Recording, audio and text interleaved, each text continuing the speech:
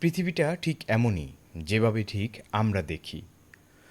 পতিতালয়ের মেয়েটা যখন খদ্দের থেকে হাজার হাজার টাকার নোট নিয়ে ঘৃণার চোখে সমাজকে ধিক্কার দিয়ে বলে, এই সমাজ আমাকে বেশ্যা বানিয়েছে, ঠিক তখনই দেশের কোনো এক প্রান্তে আরেকটি মেয়ে পরিশ্রম করে ২০০ টাকার ২টি নোট নিয়ে বলে, ধন্যবাদ সমাজকে, এ সমাজ আমাকে কাজ করার সুযোগ করে দিয়েছে।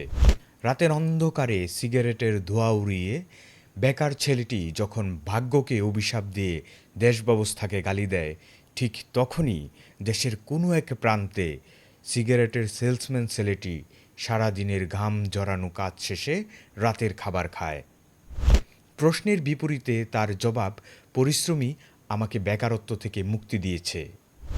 কোনো এক নিষ্ঠুর সকালে শহরের কোটিপতি সন্তান যখন তার বৃদ্ধ মাকে বৃদ্ধাশ্রমে নিয়ে যায়, তখন একই শহরের কোনো এক প্রান্তে গরিব ছেলেটি তার মায়ের মুখে এক মুঠো খাবার তুলে দিতে ঘুরছে মানুষের দ্বারে দ্বারে, এবং মায়ের চিকিৎসার জন্য সবার কাছে হাত পাতছে।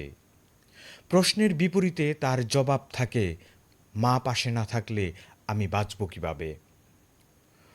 এই পরিস্থিতিতে এসে মনীষীদের দুটি উক্তি বলতে বড্ড ইচ্ছে করছে।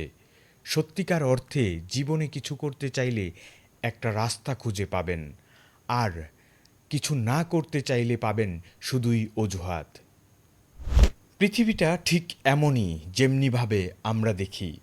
প্রশ্নের বিপরীতে তার জবাব, পরিশ্রমই আমাকে বেকারত্ব থেকে মুক্তি দিয়েছে। সুন্দরভাবে বেঁচে থাকার জন্য রাস্তার অভাব নেই, কিন্তু আমি সেই রাস্তাটি খুঁজে নিতে আগ্রহী নই, বরং সবসময় ভাগ্যকে দোষারোপ করছি। ওই যে, পৃথিবী ঠিক তেমনই, যেমনিভাবে আমরা দেখি। ভাগ্যকে দোষারোপ না করে পরিশ্রমী হন, সেই সাথে কর্মের মাধ্যমে ভাগ্যের পরিবর্তন করুন।